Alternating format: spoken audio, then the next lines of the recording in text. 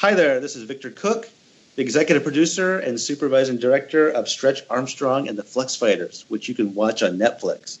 I was also the producer and supervising director of The Spectacular Spider-Man, and I want to wish all the fans of that show a happy 10-year anniversary.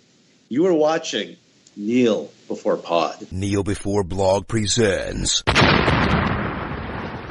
Kneel Before Pod.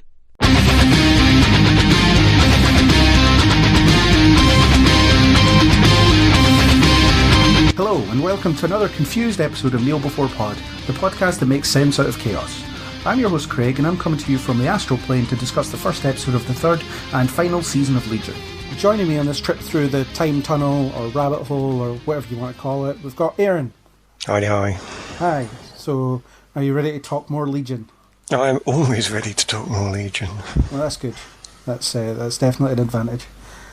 Before we do that, though, we shall move to our Kneel Before Rise Again segment so that we can discuss other things that are kind of going on in the world of entertainment. So, do you want to start us off with a Kneel Before? A Kneel Before, right. I've got two that I really can't pick from, so you can tell me which one you've got the best connection to, and we could go for that. So I'll take either the Dark Crystal, Age of Resistance, or Carnival Row. Any of those, I don't mind. None of them especially connect to me in any way. So, well, they both connect to me because I'm seeing some more fantasy coming out into the mix on these platforms, and it's difficult to find good fantasy. I've always found it difficult to find good fantasy, and science fiction seems to be the one that really grabs people. But maybe Game of Thrones is luring the audience back. Dark Crystal goes way back to my youth, and I don't know, I feel like I'm a lot older than a lot of people that I'm talking to on this podcast, so maybe I should go with Carnival Row just because it seems new. Do you know it at all? No. I'm aware of the name Dark Crystal, but I don't actually know what it is. Oh, right. Any of us could have a Dark Crystal conversation. We could make that into a little thing. I'll try that one then when there's more people on who might be a bit older that got that connection. But Carnival Row, it's caught my attention. Future Kneel Before. Well, maybe, yeah. Carnival Row caught my attention because it tweaks my interest in steampunk. It looks a bit sort of Victorian fairy fantasy with that kind of hard edge of the brutal steampunk background. And they've only been a teaser trailer, 40 seconds teaser trailer at the moment, so there's not really much in there other than there is an unstable threat of fantasy Victorian background. There are humans, and then there are creatures living alongside humans who are going to be outsiders or immigrants, and they could go either topical with it if they really push the immigrant angle, so the humans are really picking on the fairy creatures, or they could just go with a full-on fantasy or even, as I say, steampunk background. There's so many ways it could go. I think that's what's caught my attention. There's so many possibilities in an area of a genre of fantasy that doesn't seem to be well represented, at least in my eyes at the moment. Okay, so you're excited about that, and yeah. 40-second teaser that I will make sure I look at some point and shove in the show notes. So yeah, that's a good one. I don't know anything about it, but steampunk, everyone likes steampunk, I guess. Could be good fun. Decent. So my Kneel Before is going to be Toy Story 4. I took a break from the film festival to watch Toy Story 4, and I wasn't disappointed. Up until the release of it, I was kind of thinking Toy Story 3 was such the perfect epilogue or such the perfect close to that kind of trilogy. I don't necessarily think of it as a trilogy because I think the films are essentially standalone in their own right, but this almost acts as a bit of an epilogue if it was a trilogy, and it works really well.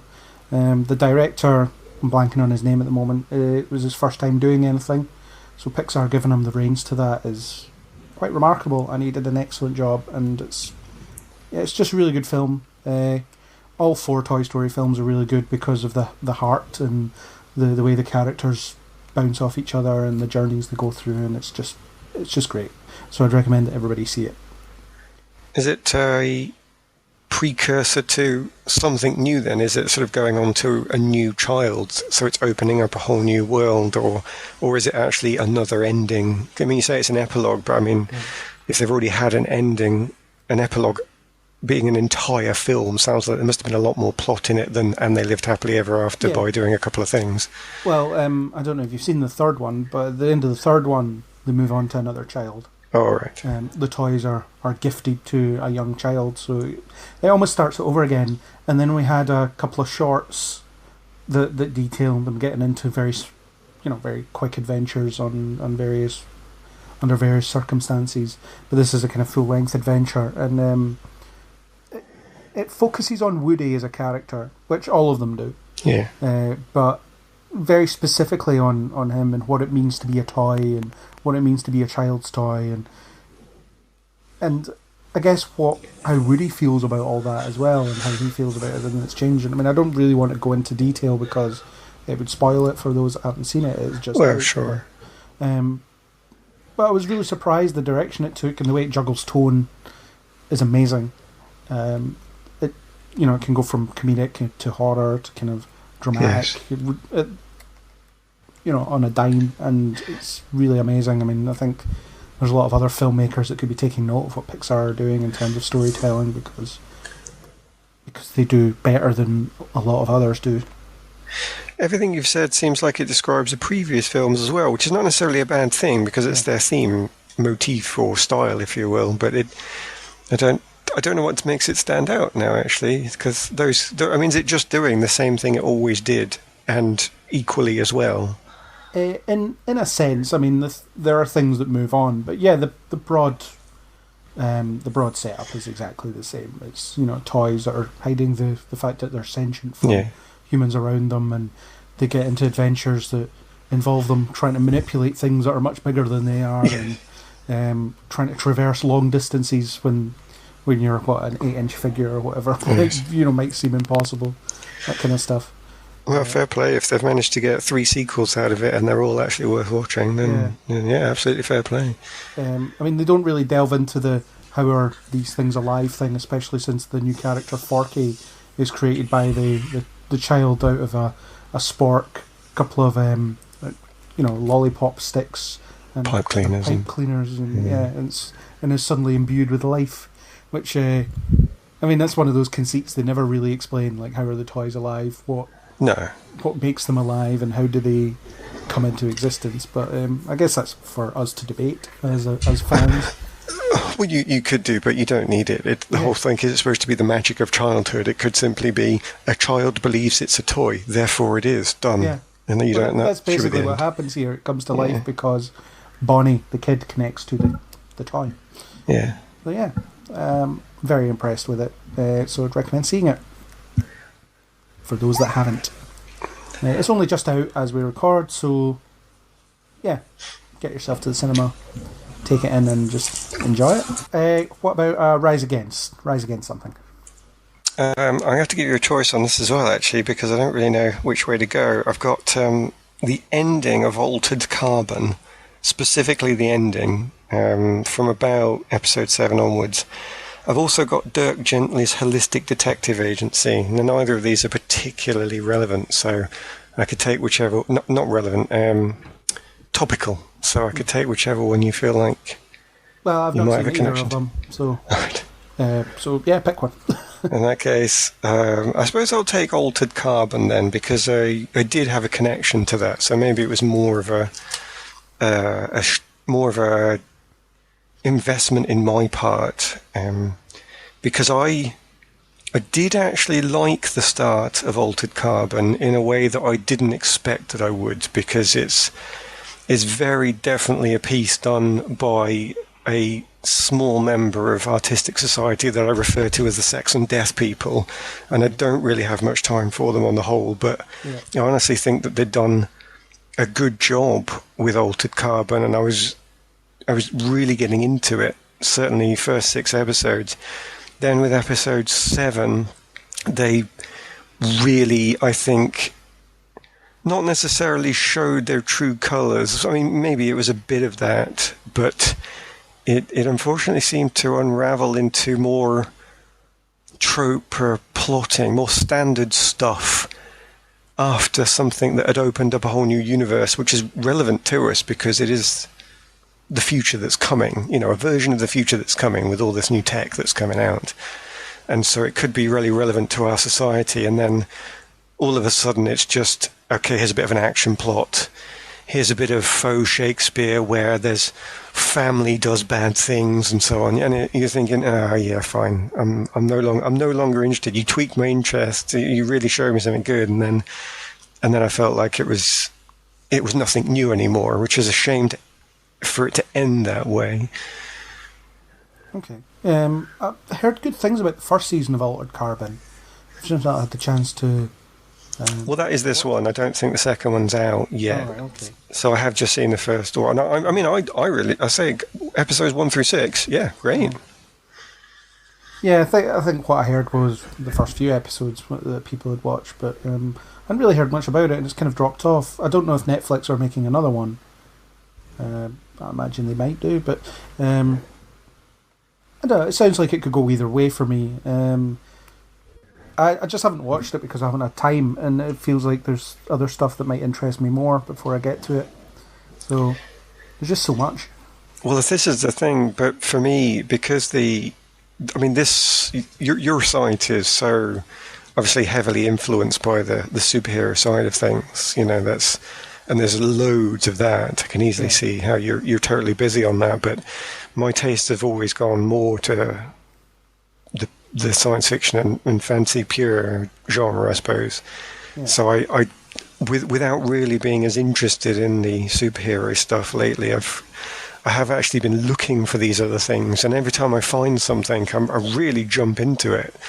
I think that might also be my downfall then, because I really threw myself into Altered Carbon. Yeah. I'd invested a lot, that by the time I got to episode 7, I'd made it bigger in my mind than maybe it otherwise would have been. I don't know. Well, we'll see. If they do get a season 2, I would definitely watch it. So you're still on board? They've misgivings. I just thought I just didn't like the ending, but it didn't ruin the whole thing for me. It didn't undermine episodes 1 through 6 for me. Oh, that's something then. That's something positive. Cool. For my Rise Against, I'm going to go something that's not really nerdy as such, but there is a Spice Girls animated movie in the works. Good grief. And I'm just wondering why we should be subjected to this. I mean, they're already back. I mean, do we really need this? I know they have their fans, and I do apologise to any fans of the Spice Girls that happen to listen to this podcast, but when can we just say that enough is enough and just stop with this sort of stuff? It's going to be the same people that do SpongeBob, and the entire mob are supposed to be lending their voices to the proceedings. So, great.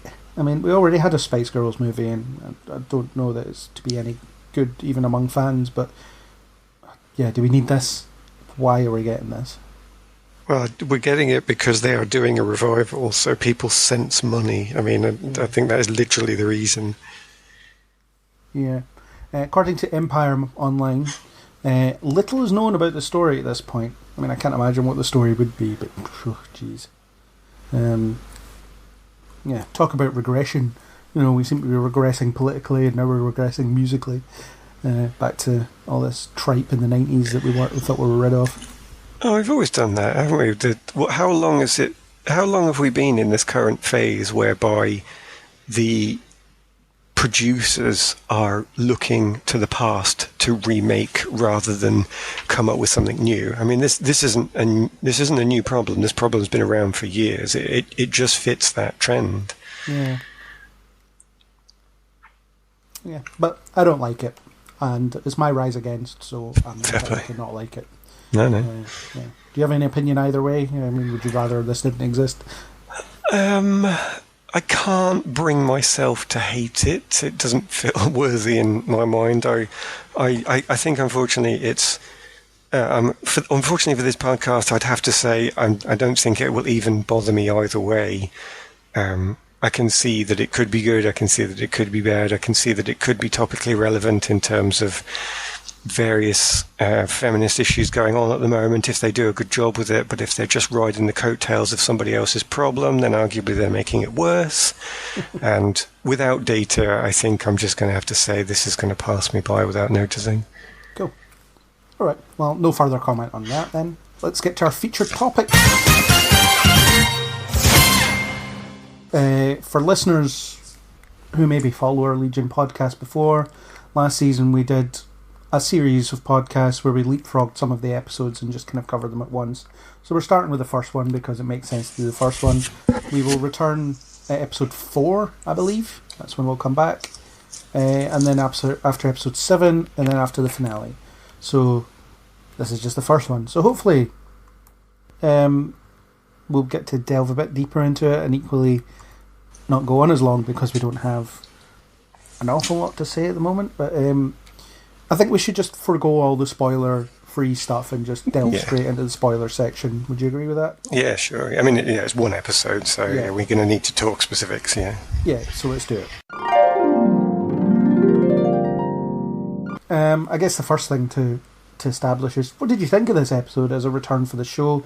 It's actually been a while since season 2, so there was quite a lot I'd forgotten, and I didn't have time to rewatch to remind myself, so I was kind of picking up context clues to try and figure out what was going on, which I feel like I'm always doing with Legion anyway, no matter what I'm watching, how many episodes I've seen before it. So what did you think of this as a opening outing?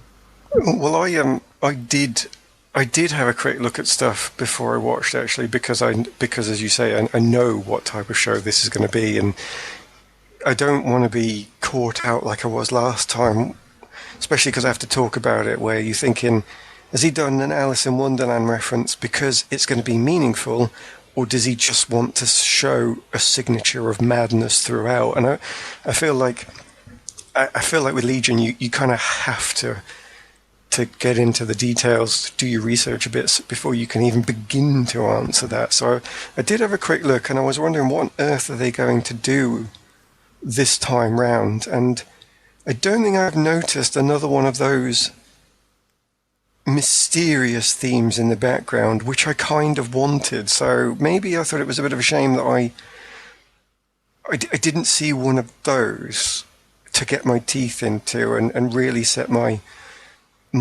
imagination going. So I thought that was a bit of a shame.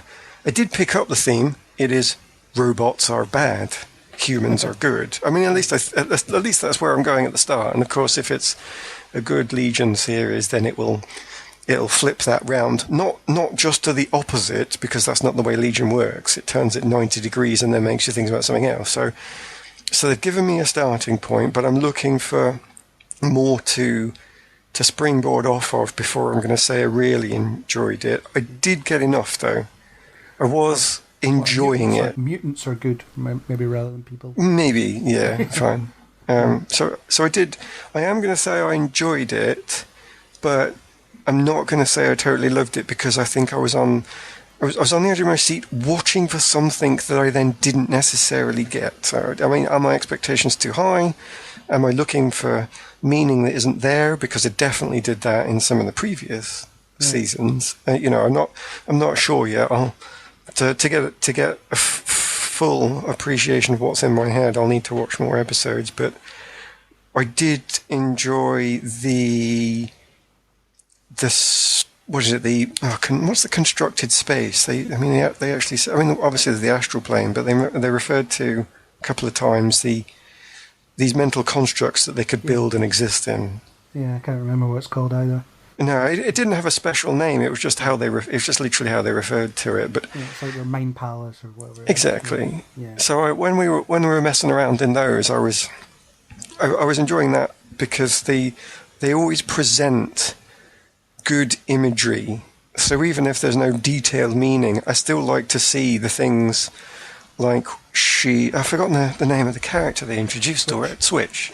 Yeah. She rolls through the floor and comes out standing up another dimension. It's little details like that I think really show that it's weird here. It is the Alice in Wonderland, we're all mad here sort of setup. and everybody just thinks of this sort of stuff as normal. You know, she doesn't even blink. It's just the way it works for her. That's just the way the universe is. And that gives me what I want from Legion, that slight oddity where you feel a bit weird just as you're trying to process the data that's coming through your eyes into your brain. Puts you a bit on edge, puts you a bit on, you know, makes you a bit uneasy, as it were. And I think there was still enough of that in there for me. So overall, enough, but still wanting more. Yeah, I would agree. I enjoyed it, although I thought it was a bit more, I guess, shallow than maybe to compare it to the first episode of the previous season. Because the first episode of the previous season, you started with the John Hamm narration where it was talking about delusion. That became like a major theme as the season went on, and how delusion can be manipulated and changed, and how dangerous it can be. Where there doesn't seem to be any of that here. I was surprised that the first episode of the new season takes so long to get you caught up with any of the characters. You know, any of the main characters, and you start off with Switch and you follow her throughout the entire episode. It is always her perspective. And it's funny how she sees an advert for, you know, a mutant of her specific skill set to, you know, to be, I guess, recruited by David. And the way she kind of proceeds through this journey back to the past was visually amazing. Just the like her quick clothes change, walking through the signs that read 1 hour, 2 hours, 3 hours, and so on, and even the dance number that leads to her crawling through the tunnel, the song and dance number, and that was really cool. But ultimately, the episode is just about character is recruited and travels back in time. Yeah. So it is there's a lot of visual mastery, just filling time. Really, like not a lot happens. You're shown a lot, but nothing really happens. That's what I mean by this. There's not this. There wasn't this theme. There wasn't this extra level of mystery going on. The mystery was the more simple used in other media. Who is this new character? So it didn't have that Legion edge that you're used to seeing. It did feel a bit more like standard storytelling with the Legion wallpaper. Yeah. The glaring 70s wallpaper that still destroys your mind, but nonetheless the Legion wallpaper. Yeah, although I thought Switchy's journey was a bit of an allegory for viewers of the show, really, because we start off in the real world and then we tune in and we're just dragged into this absolute lunacy, and that's exactly what happened to her. Like, she started noticing weird things, and it's possibly a Alice in Wonderland. Well, it's definitely an Alice in Wonderland reference as well, but it also felt a bit Matrixy as well. Well, she deals with it a lot better than I think maybe this podcast has when we've been going through with it. She's just like, yeah, fine. I know how this works. You know, she's never upset by it. In fact, she takes control very well. And there's something that on reflection I notice about these shows that I don't think I see when I'm watching it. But the idea of the strong female character, there's so many shows that when you ask for a strong female character, they give you a woman who can physically kick ass and fight. And it's almost as if somebody has just completely misunderstood the point. Whereas there are some shows like this one, a strong female character, well, she's actually quite young, is Switch. Mm-hmm. And yet, when she's thrown into a dangerous situation that she can't possibly have encountered before, with arguably the two most powerful creatures in the world, she handles it fine. And not in a way that she starts spouting background knowledge and you're thinking, how could you possibly know that? She just seems to be able to handle herself. She escapes Farouk with her existing skill set. She manages to deal with this nonsense of Lenny's minions by just saying, no.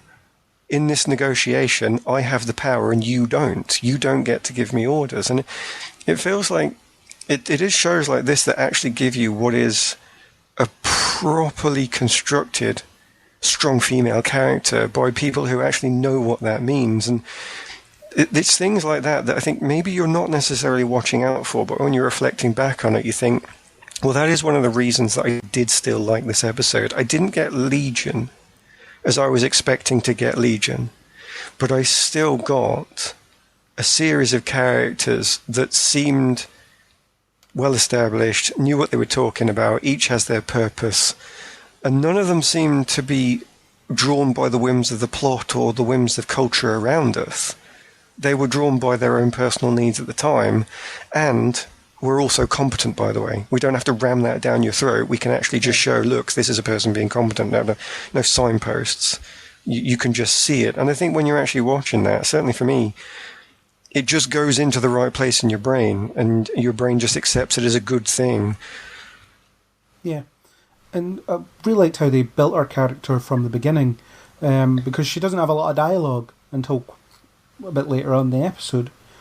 So you're getting a sense of her through what she's doing and what she's experiencing and what she's seeing, which is really sophisticated in terms of character building, because usually when a new character is introduced in anything, they have an extended conversation with a couple of the existing characters, and that gets you a flavour of who they are. But we have nothing but the way she reacts to this kind of visual stimuli that she's experiencing. You know, the reaction when her clothes changed, for example, was really stood out to me, because it was that kind of, what's this? You know, Yes. So it suggests that even though she lives in that world, she doesn't fully understand it. No. Although her acceptance of the name Switch was a bit abrupt. She was like, oh, okay, I'll just be called this now. That's fine. I think that was more just along the lines of, don't poke the crazy person, you know. Yeah. If the ultimate mad guy in front of you says he's going to call you Switch, were you going to argue with him? You know, you don't start a fight there in a house full of drugged up hippies who could be following one of the most powerful creatures on the planet and could easily be sapping some of that power. You know, don't start a fight. You don't know you can win. So I didn't necessarily worried about that. She wasn't so upset by it that she should have challenged it in the end, I think. Yeah. And she wasn't under their thumb. She didn't bow to them and become one of them just because they name. I mean, that's the danger. Somebody names you. They're trying to take control over you. They're trying to say, this is who I want you to be, or this is who I'm going to demand you are. But at no point did she respond to that and change the way she was. She actually still made her own decisions. So it was almost one of those, I use a weapon against you. Oh, it has no effect. And Yeah. I'm happy with that as part of her character. She was immune to their nonsense. Yeah. I love the moment where she missed a piece of information and then was told, oh, but you could just rewind that and experience it again. Yeah. And then she sort of draws the line, and then that puts her back in time a few seconds. The little touches like that are really cool. So it suggests that she has some mastery of her powers already and knows what they are and whatever else. But she still has a lot to learn, and I think it's a brave choice to have the first episode of a new season just take you on this journey with a completely new character. Because as fans of the show, we're wondering what's happened to David, we're wondering what's happened to everyone else. So delaying that for us is a bit of a risk as far as show running and writing goes. It probably is a risk, but I think I would only have considered it so myself if it had gone past the first episode. Because sometimes you see shows do that whereby the main characters come in as part of the episode's finale, and as long as they give you enough about where they're coming from and what they're doing when you see that finale, I think you're still on board generally. I suppose if it had been a longer episode, like an hour and a half, because a whole film length, you'd be upset, but I reckon you could still push it quite faithfully at 40 minutes or so and it not upset most of the audience. But 3 episodes in, I would definitely be that way. What's going on? Where is everybody? Yeah. But I think it was only halfway through the first episode, and then she meets David, so it's not that much time. No, it just feels like a long time, I think. Just because it is a lot of visual information you get thrown at you, so certainly my brain was working to process it as it was being thrown at me. So when David was introduced, it felt like it had been a while. I'd have been more bothered if, perversely, based on what I've just said, I'd have been more bothered by that loss of old characters if they had tried to introduce a new theme. So if they had gone down some equivalent of a John Hamm style narration, if they had tried to do a big Alice in Wonderland style setup, then I agree my brain would have been struggling to understand that mystery at the same time as deal with a new character. But because there wasn't any crazy mystery, it was just over the top 70s and robots are bad, I felt like I immediately came to terms with the story. I didn't lose any brain power to that at all. I could focus entirely on the mystery of her, the character. So I wasn't distracted too long in such a way as I was getting frustrated.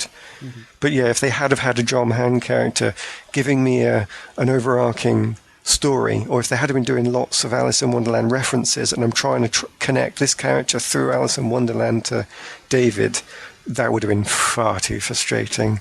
So so I think they avoided it for me. I wasn't upset by it. Yeah, I wasn't frustrated. I just felt like it took a while for David to appear.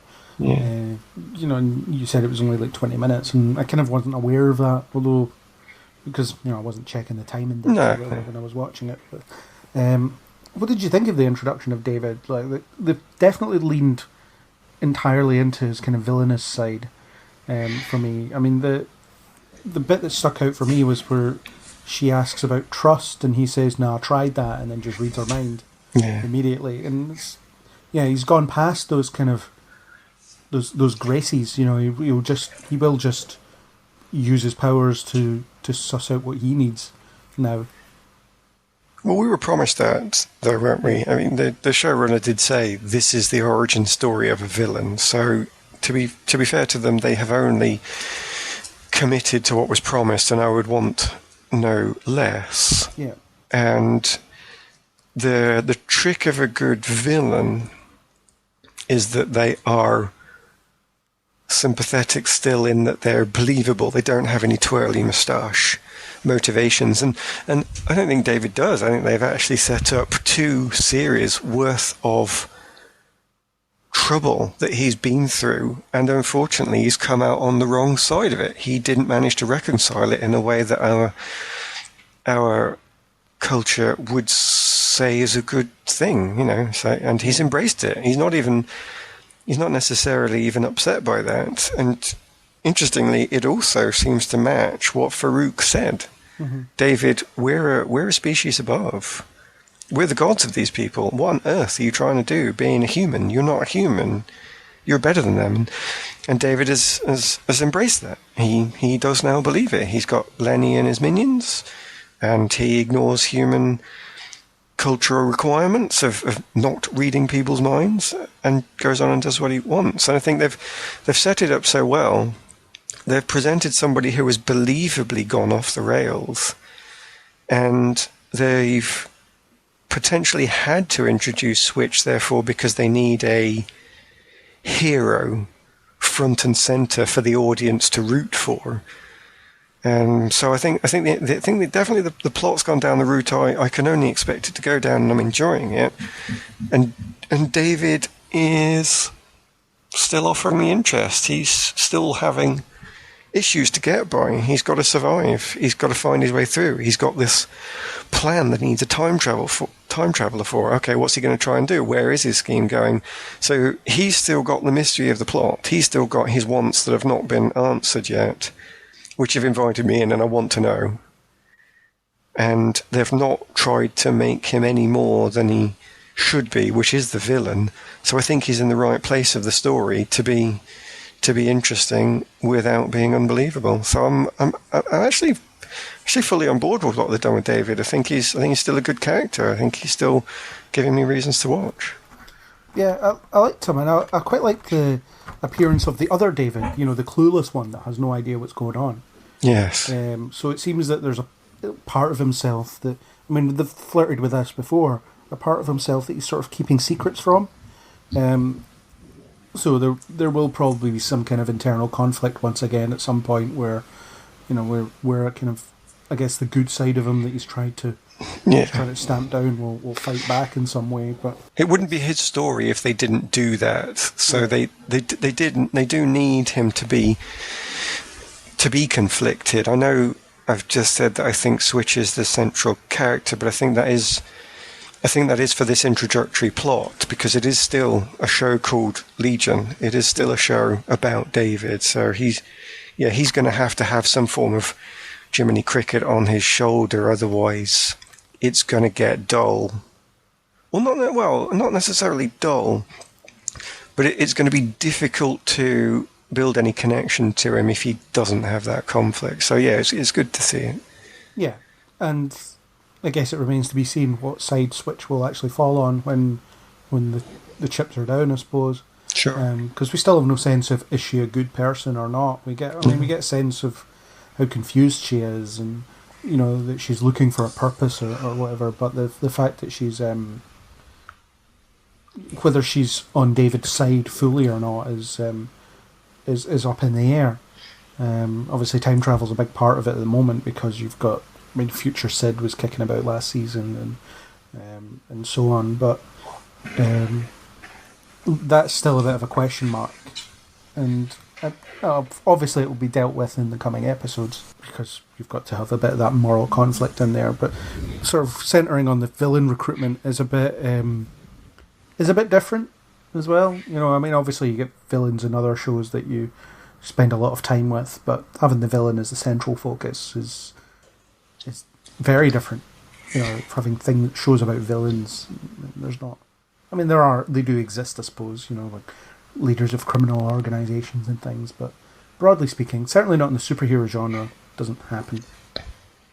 Yeah, it's been new for the superheroes. It's been.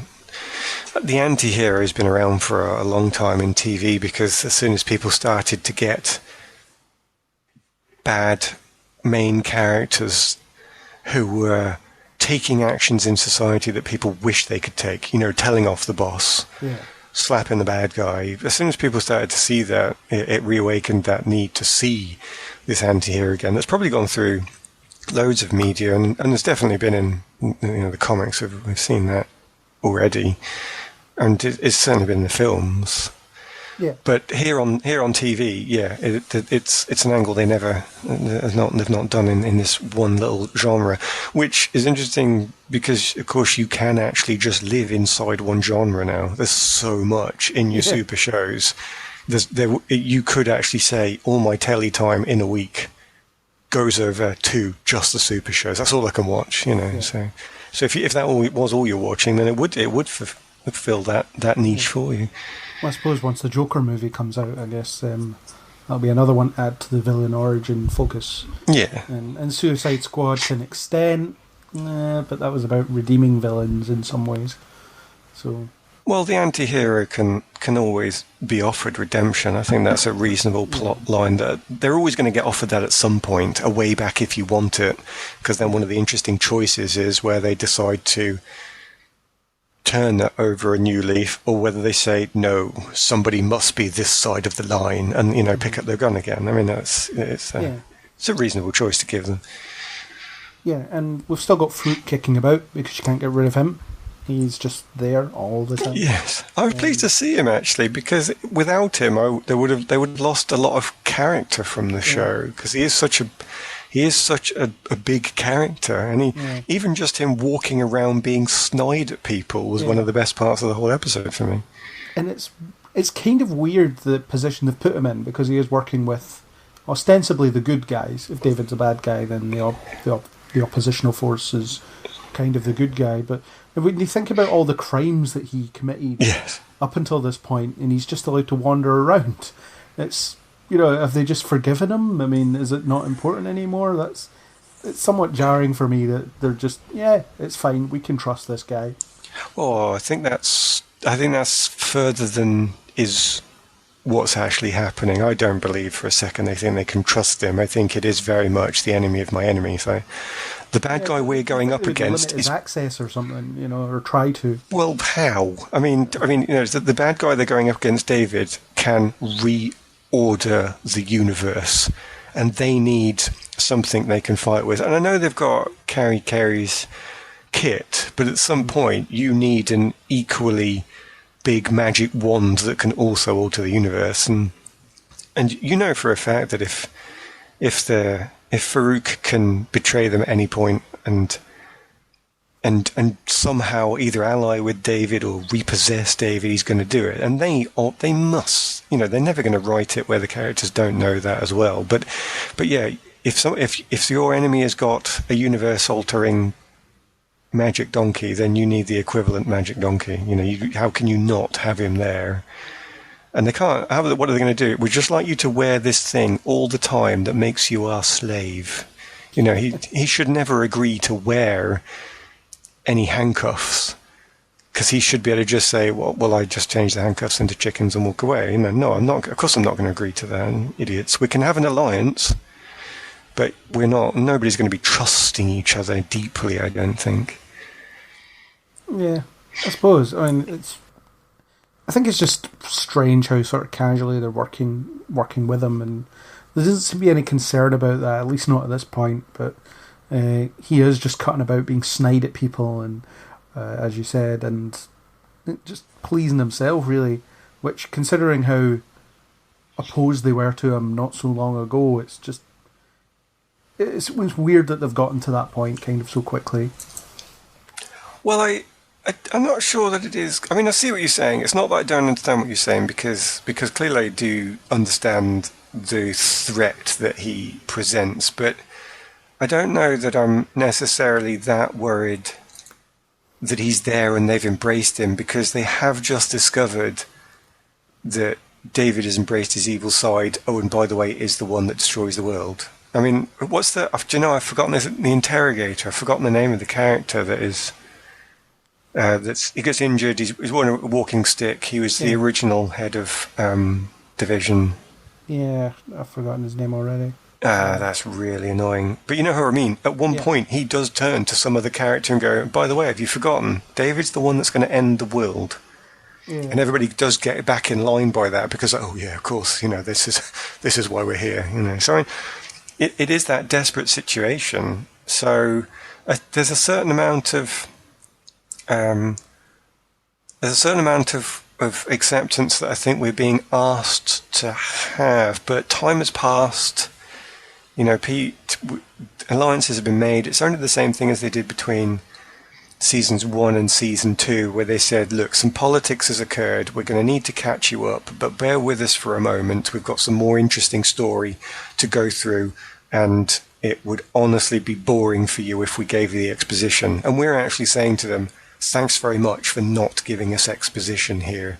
Yeah. But the cost of that is that you don't get all the answers up front, and we haven't necessarily seen the document that Farouk has signed in his own shadow blood. And but I think by now Legion has earned itself the trust that it will give you that stuff, but when it's important to the story. Because I would have found it awful if they'd done a flashback and to a negotiating table where Farouk and Fukuyama sat around putting together a peace treaty. That would have been dull. So yeah. I don't miss it. I know it's there as a thing, but I'm not upset that Legion hasn't gone to it yet, because I think it would be less interesting than what they've done so far. Although I did like Farouk's scene with Switch, when he offers her the arrangement, and I mean, I noted down the quote when she refuses and says, "The reason is simple. He is a man and you're a robot." It's just I mean, is that supposed to signify that's David getting inside her head and making her think along these lines? I mean, obviously Farouk is not a robot, but only works with them, I suppose. It's just quite an interesting statement that has a lot attached to it. Well, they've done enough to establish that in her head, because of her father, the word robot is another word for strange and potentially even enemy. Yeah. So it doesn't, as most things in Legion don't have to be, it doesn't have to be literal. It could just be the label that she gives in to indicate that you are currently not on my side. And it might be that they develop more with it. They might end up saying that anybody that works with the robot Fukuyama becomes a robot in the end. It might just be a word to say that robots enslave other robots and they don't make their own decisions, and Fukuyama's pulling your strings even though you think you're in charge. So there's so many ways they could go with it, but I think it's part of the theme for now. Mm-hmm. For in this episode, she is labeling him the enemy. Yeah. And that's all it needs to be at this stage. And it can have more meaning later, but at this stage, I think that's all we need to take from it. And if she's on David's side, then, yeah, he is the enemy. Yeah. Although equally, he could be everybody's enemy. We just don't really know what he's going to do next. Well, I think that's going to be, by episode 3, there'll have been a betrayal by, not by episode 3. I mean, by the time we come to the next podcast, there'll have been a potential betrayal. By the time we've come to the 3rd podcast, all the sides will have been completely mixed round. Yeah. And then at the ending, obviously, there'll be somewhere completely unexpected, we hope, because that will be more interesting. Yeah. Yeah. And what did you think of Sid's contribution to the episode? I thought it was a bit weak. And even Farouk calls her out on the fact that she's just after revenge, which, fair enough, considering what David did to her. But at the same time, they're not doing anything extra with it. It's just that, I want to be on the strike team because I want to kill him. And that's about it. Well, I think the thing is, there has always been a problem throughout season 2 of too many characters, because there's so much on-screen visual and mystery to show. They do not have the time available to give over to too many characters, and Ptolemy really lost out in season 2, as did the leader of Summerhall, whose name is Melanie. She really lost out as well last season. Mm-hmm. And I was not surprised to not see Melanie this season, because I was thinking, well, you didn't get much look in last season, and they're going to downgrade you again. I was totally surprised to see Ptolemy, to be honest. But obviously they've pursued that robot angle, so I can see where they've gone with it now. Last season it was just weird what they were doing. But I thought, how on earth are you going to dig yourself out of this random hole that you've put Ptolemy in? Turns out now, because the theme is robots, it actually makes a hell of a lot of sense. I was like, okay, was that foreshadowing? I just didn't notice, but fair enough. But that's just this problem that seems to be so prevalent. There is just not enough time, especially given over so much to switch, and then you need to bring in David, and then you need to bring in Division. There were going to be plenty of characters that had to wait until episode 2.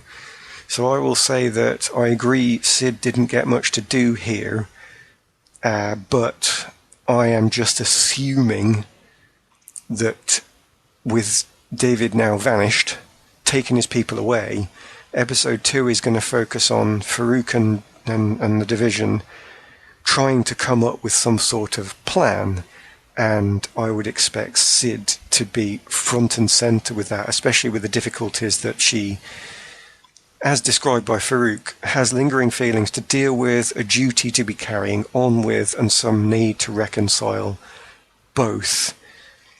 And it will be good plot when we do see her. So it doesn't seem like a bad thing that she wasn't in it. It's just that it just means I'm expecting to see her next episode, that's all. Yeah. On the autonomy thing, I thought that was a really good place to put him, and having him control this kind of legion, pun intended, of robots. And then the way they paid off the kind of all the little strange messages that Switch was receiving as she was on her little quest, the follow the yellow bus and whatever else, and then it was like beware the mustached man. The beware the mustached man one, I was like, what? But then it turned out to be autonomy by the end. So the way they threw that in there was nice, because we've said it before on episodes of this podcast where we talk about Legion, where they have these kind of weird images or weird statements, and you're just like, well, what the hell does that mean? And it doesn't mean anything. It's just they threw it in because it was weird and fun, and it doesn't make any overall sense. So that seems to be a return to the season 1 thing of let's actually have these weird stuff thrown in and then have them kind of make sense later on. Yeah, that's really good, and none of these weird plug holes in the desert kind of. Yes, that was definitely too far. Even I've been lured in further than I think that you and Chris have with the the art and the meaning, looking for things, but even I balked at that because that was just wrong. Yeah, the wear the mustache man. It just, when I first saw it, I was like, well, that's just a weird statement that won't go anywhere. And then when it actually showed up later on, I was impressed. I was very impressed. I do wonder, actually, if they've tried to tone it down a bit because of comments from fans of previous seasons where they said, look, we're losing it a bit here, mate. Can you not tone it down just a little bit so we feel like we're part of the trick? Yeah. Because you can alienate your audience by going too far that way. So I'm prepared to believe that they did do that on purpose, but only time will tell. Yeah. I'm still not sure what part of David's plan really needs to construct lunchboxes with his face on them. That is a mystery that we may never have solved. Oh, I just thought that was part of the whole recruitment process. That was just his HR team just really spending all the money. They're just making sure they spend their entire budget, you know. You think it's just a welcome pack? You know? I think so. Yeah, you get a pen, you get a lunchbox. Picture a fearless leader. Yeah. I mean, it does add to the kind of totalitarian side of it, I suppose. Well, exactly. Yeah, he's in charge, and he's better than you. He knows he is. So he wants you to see his face, and this is the God you are looking for. Don't look away. You know. Yeah. And they doesn't do much with them, but it's always fun to see Carrie and Kerry bouncing off each other. Yeah. And stuff. Yeah. They got a couple of gags, and it was what it needed to be. Again, I think you'll just see more of them in later episodes. They're pointing out that they're still there. They gave them purpose, or amusingly, in Kerry's situation, they pointed out, look, you don't have a purpose yet because it's not about beating people up. Just calm down. You'll get to the beating people up later. Yeah, because that's a free gag. This is your purpose. Yeah, this is what you do. Yeah. You will eventually get to punch people. And I liked the action scene as well towards the end. David just dissolving everyone. Using his power, do you know, this is the one thing Legion has always done well that I find one of the reasons I cannot watch superhero shows at the moment. I mean, we've spoken about it often enough. You know what I think of Flash and the most powerful force in all of the Flash DC universe is the one called plot, and they will never get away from it. It doesn't matter how fast he runs, he cannot outrun plot. But in Legion, they've said, this guy is the most powerful person in the world, maybe the Shadow King, and he actually gets to use that power.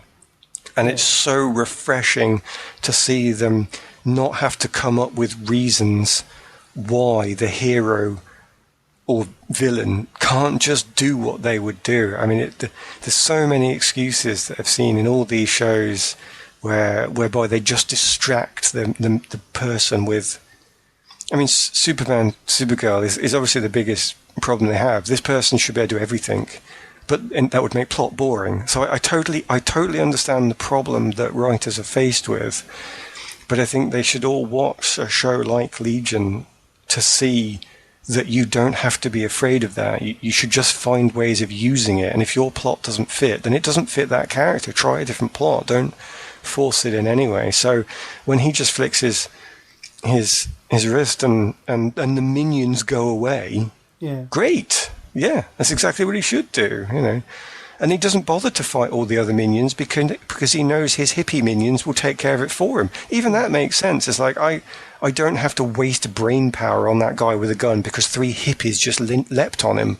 You know, so he's also using power there. He's created a cult, and he is using that cult to its full advantage. So the power structure is one of the best parts of that episode. In fact, for me. Yeah, I do like that when it's, well, what would happen if you tried to attack David head on with a bunch of goons? They would be annihilated. Yeah. Simple as that. And it's that kind of, that fearful reaction of, oh, he could do this whenever he wants. But we still don't know why he doesn't do that. We don't know what the time travel component of his plan is. I suspect that's where Xavier will come in. Sure. Because obviously we're going to get a young Xavier later on. The trailer showed him working on Cerebro, so it suggests that David will go back in time to the point where before the existence of the X-Men, and I don't know what he'll try and do. I mean, will he try and kill his father? Who knows? But That wouldn't make a lot of sense for his continued existence, but... when you're slightly insane, your reasoning doesn't have to be the same as the rest of us, though. You could be convinced that you have the power of a god to create another universe, and you'll step into it, and you just convince yourself that the killing of your father will be okay because it won't ripple into your new universe. We might be able to come up with immediate arguments as to why that's just nonsense, but if you're slightly nuts, then you don't have to follow our reasoning. So, yeah, they can do anything. We saw him hopping through different universes last season anyway. Yeah. Or at least imagining different possibilities. It's possible that Xavier might not be a time travel component at all. It'll just be something he conjures up in his head. Or maybe Xavier will come after him by manifesting himself as a younger version of himself. I don't know. But, well, do you know, this is the thing where there are possibilities. It's so good to have a show. I mean, this is why I like Legion Series 1 and 2. It's so good to have a show where you're thinking of all the things that might happen. Yeah. You know, there's shows that you watch where you're going, oh, I wonder what will happen, but in this very bland sort of way, because you kind of know the way plots are going to shift, and you know what the villain is, and you just don't really know what costume the person's going to wear. Is he going out in his black suit or his blue suit? Oh, it's the blue suit. And you're not really that invested. But here, there's like so many possibilities that the plot could bring. It's so much more interesting because of that. Yeah, and it is a bit weird that this will be the swan song of the Fox version of Professor Xavier before Disney decide to do something with him.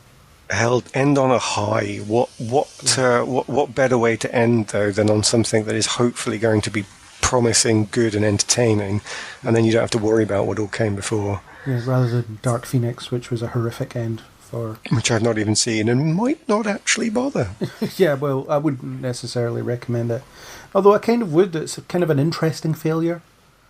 There's a lot to it, and there might be a podcast on that in the future, who knows. But I would like there to be, but it depends on time and whatever. But yeah, this is the last X-Men thing, in theory, that we'll see from under the Fox umbrella. And it's not really an X-Men thing. Depends if New Mutants ever comes out, which I doubt. We're ever seeing that, which is a shame. But yeah, this is it. These 10 episodes, and it's like this weird outlier that has nothing to do with anything. That's something interesting to think about. But we didn't really get any teases of Xavier, so that suggests he comes late. Well, who knows? It could be next episode for all we know. But my feeling is he'll show up in the final half of the season. Yeah, maybe, but it's something to look forward to. It doesn't need to be anywhere in particular, so... No. Yeah. Depends what they do with him, as always. I mean, it's not enough to just have him there. You need to have a reason for him being there. And how he relates to David. And it will be interesting to see that version. If we get that version of Xavier that fathered him and then abandoned him, you know, we can maybe get an answer for that and get a different perspective on such a well-known and well-trodden character as well. Yeah, definitely. Shame they won't be seeing Patrick Stewart in the role once again, but, you know, Logan was a good swan song for him, I suppose. Yeah, I think so. Great swan song for him in that role, so, yeah. Do you have anything else to add on this particular episode? Because I've kind of burned through my notes here. Well, I've got two questions to ask in general, not specifically just to you as the expert on Legion, but I just mean in general for discussion points. Yep. Because there was one mystery that I cannot claim to be clever enough to have resolved in my head. And there was also one plot point that I'm not sure I like, but there's hardly anything in it at the moment, so I just kind of have to wait and see where it goes. Which one do you want first? This is Legion, it's all about choice and mystery, so I'm going to make you choose. You have to choose this time, you can't just say, I don't care. Let's go for the plot point. A plot point. So... Switch is in her time corridor. It's quite like the idea of actually, you know, that's how human beings rationalise going back in time. Yeah. I could kind of buy into that. And I do love the idea that some previous sensei or otherwise master has given her a mixtape on how to control her abilities. You know, that was just so 70s or 80s for me, where you're listening to Chapter 3. When time traveling, and that I just the idea of like a learn to speak a language sort of thing that you could learn time travel that way. So I'm totally on board with all of the time travel stuff they've done, except for the Eyes in the Darkness.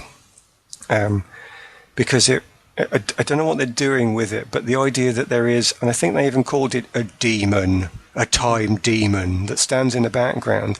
I know there has to be some sort of control over her power, because if there wasn't, she could do whatever she wants.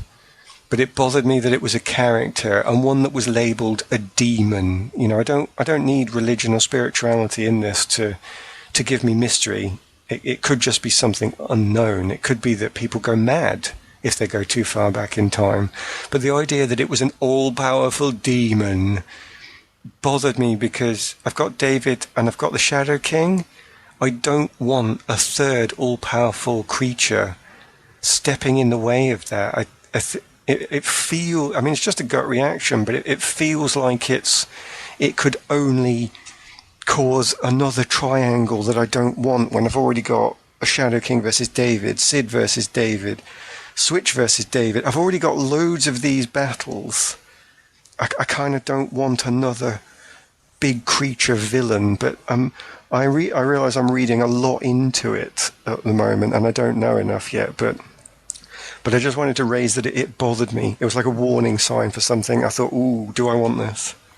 I kind of saw it as something personal to Switch. I mean, it's possibly that something in her past or something like that limits her or whatever. Or it could be that there is some kind of sentient being that oversees the timeline. If too much messing happens, then it does something. It will manifest and do something, or deal with the person responsible. I mean, why that wouldn't affect Sid? Maybe her ripples weren't enough to impact anything, because there's a suggestion that Sid's travel through time was actually, you know, the predestination type situation. You know, she was supposed to do that because it helps create David as a villain, kind of thing. Whereas what Switch is doing might not be a predestination situation, because David can manipulate the universe in that way. Why he can't just go back in time himself, I don't know. Well, it seems reasonable that he could have limits to his powers. He can alter space but not time. That, you know, it's good to have some limits, because otherwise he should just be able to Thanos click his fingers, use all 6 stones at once, and do whatever he damn well pleases. That is too far. Yeah. Otherwise, the show would be over in 5 minutes. Yeah. Yeah, because it'd be like, all right, why doesn't David just carry out his plan? Turns out he could all along. Fine. Yeah. I guess we've had no reason to doubt that, or to assume that he has any limits to his powers, but I guess he must have. I mean, if he needs Switch, then he needs Switch. You know. That'll be something they'll pick up later, I guess. I mean, it will be. But I'm not sure whether it'll be some kind of inner demon, or it is actually something that exists within the time stream that keeps an eye on it and fixes it. If it's just there, if it doesn't leak out into the rest of the plot and become something else as powerful as the Shadow King, then fine. It's Switch's story. If it remains just Switch's story, great. If it becomes part of, they wouldn't throw in an element like that in a final season. I hope not. Yeah, it'd be about like Continuum chucking in random stuff in the last 2 episodes when you've no time for new stuff in the last 2 episodes. Yeah. So that I think I've just got a warning bell in my head that just says I want to avoid that, and it's so easily avoided that it's not an issue. But I just thought it was something in my head, so I raised it. So we'll see how you feel after episode 4. Yeah, bring that back up. Put that on the agenda, and we'll bring it back up. Take a note of that now. Time demon thing. Cool. A note that I won't lose. Cool. And your other thing? So the other one was, so this is the open question that I can't resolve in my head. And you'll probably be able to just tell me, no, it's actually really easy, just think about this, and I'll go, oh no. But I couldn't quite get to it, which is the difference between the real world and the mental spaces, which is clearly a theme of all Legion, you know. This is not a new problem. But I'm thinking of the bit where they storm David's stronghold, and they sneak up on tea-drinking hippie, and somebody says, "Get the hook." And I'm thinking, what? And they've got the theatre hook. You know, the hooks that they pull poorly performing performers off stage with. I'm thinking, right, okay, so you've got the hook. Do you know what? In David's mental space, I'm totally up for a hook. And when the hippie guard is pulled away and the teacup is spinning in the air like a Looney Tune, again, I'm thinking, do you know what? In David's head, a bit of comedy might just give him a bit of positivity in life, and he needs it to get by. He needs some comic, gravity-defying teacups just to get out of bed in the morning, because otherwise it's all a bit too miserable, you know. So I'm totally on board for that if it's in his head. But then we see them flying on their airship and actually physically attacking this building with a strike team, and I'm thinking, oh, hang on a minute, if they're actually delivering a strike team with guns and David is shown to actually be killed, it can't be in David's head. It must be reality, because that, you know, he actually dies, and they go through all the thing about putting on Carrie's headbands so David won't hear them. So, yeah. Right, in that case, it has to be reality. But those two things cannot be reconciled in my head. How can the strike team be in reality and use a theatre hook with such a consequence as it causes a spinning teacup in the air in Bugs Bunny fashion? How do I reconcile those two things? I was wondering that myself, actually. It's a difficult one. I mean, reality is so fluid in this show anyway. And we know that David can manipulate the external world, so maybe he has just done something to that area that allows these kind of nonsense things to play out. But even if he does, that image as well, you know, it appeared 3 or 4 times, didn't it? It does, yeah, because she goes back in time and restarts it. Yeah. I mean, I suppose that's supposed to be the needle drop, isn't it? Like to remind you where you are, or when you are. Well, it's kind of made. I mean, I totally appreciate that this is Legion, so I know that this is kind of the meat and drink of the whole show. But the original thing that set me off thinking it was all in David's head and it was fine is because Switch goes through the song number through the corridor and then into David's space. Yeah. And she's definitely in a construct at some point in David's space because he tells her she is, and she's in her bedroom, and so it clearly is. And you're thinking, well, okay, well, it's not really much of a leap to say that the whole mansion is in David's space, and it's not really much of a link to think that she goes through a door and he's altered reality, so when she goes through the door into the fake fur shop, that is the astral plane.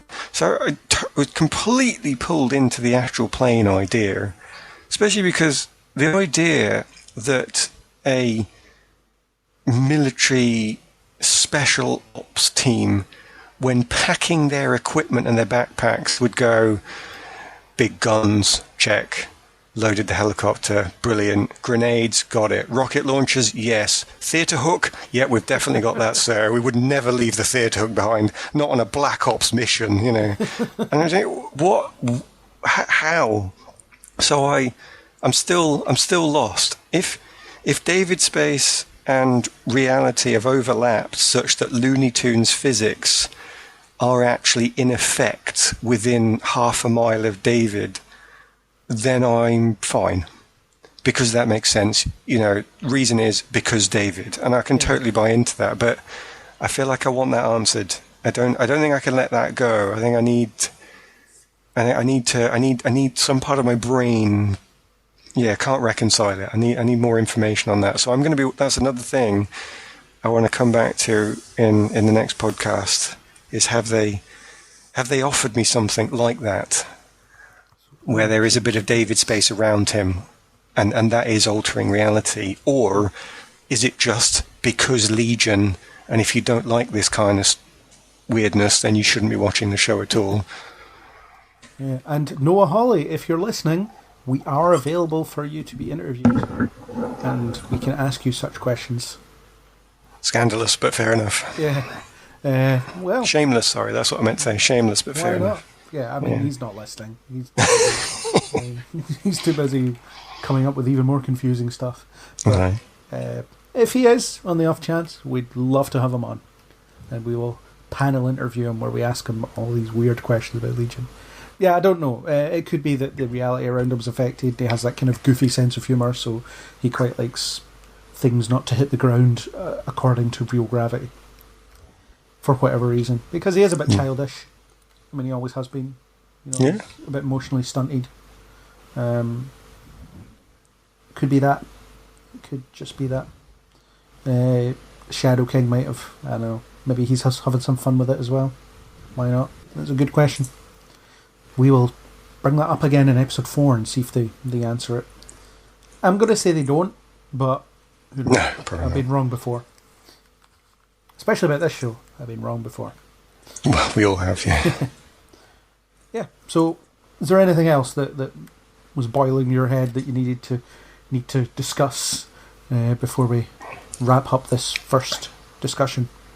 Nothing boiling in my head that needs to be discussed. I would like my closing comment to be: I'm disappointed to get a musical number and not actually a proper dance number. So that's probably the most important thing to me that was missing from this. There was no dancing. It was just daft. I don't want a musical. Who likes musicals? Give me a dance number. And as an epilogue to your closing comment, would you say you kneel before or rise against this episode? Despite the lack of a dance number, I'm still going to kneel before. Cool. My closing comment is, I like Switch. It was a good introduction for that character. They did a lot with visual storytelling, which is, remarkably rare. Usually they tell you things rather than show you things, but this show is very, very much we'll show you what's going on rather than tell you what's going on, and leave it open to interpretation. I look forward to seeing how that plays out and how she interacts with different people, what her allegiance is, what her own motivation is, and I'm just interested to see how they'll resolve this villain story that they've created, and how Xavier will crop in as well. I think there's a lot to play with this season, and I think they've got a lot of ground to cover before the final episode, which is 9 weeks away or whatever it is. And it's going to take... we'll never be able to figure it out because we never have been able to. All of our Legion podcasts have basically been 2 or 3 of us sitting around wondering about what we've just watched, and not really being able to answer it to any degree of satisfaction, although I don't know that anyone on the internet is able to, so we're not alone in that one. We're all just kind of muddling through as best we can. And I'm going to kneel before this episode as well. I liked it. It was a good start to the season. And it made me want to watch more, which of course we're all committed to. But it made me want to watch more, which is the key, rather than being obligated to watch more. Alright. So that's that. Yeah. So, on that note, we will return for after episode 4, hopefully the same week. Well, definitely the same week. And discuss that. I don't know what configuration of panelists we'll have that week. Whether it be yourself and Chris, or just yourself. Who knows? Well, you might. I think you might need a new plan anyway. Just a quick look on the internet, because I've got the various pages open in front of me. It says there might only be 8 episodes of this season. Oh, really? I'm sure. In which case, season 1 was 8, season 2 was 11, season 3 8. You might need a check on your numbers. 14710 might lead you in a bit of a sorry state at the end. Okay. We're full of crap then, basically, if that's the case. Yay. Yes, we will. Might not be back after episode 4. It might be episode 3. Who knows? We'll try and divide it equally anyway. Maybe 1, 4, and 8 will be fine. Maybe that'll be too many. I don't know. We'll figure it out. We'll be back anyway, probably after episode 4. In a couple of weeks, in a number of weeks, we will be back to discuss more Legion. Sound good? Good. Yeah, we'll see if Chris will be here. We'll see if you'll be here. We'll see even if I'll be here. Who knows? Anything could happen on the Legion podcast. So that was our discussion of Legion's 3rd season premiere, Chapter 20. Thanks to YouTuber 331eRock for the supplied music. If you like what you heard, then hit that subscribe button on iTunes, YouTube, Spotify, or any major podcasting app. iTunes users, please do leave us a rating and a comment. If you want to discuss Legion or anything else, then you can contact us on Facebook or Twitter under Kneel Before Blog, or leave a comment on kneelbeforeblog.co.uk. As always, we really hope you'll join us on the next Kneel Before Pod.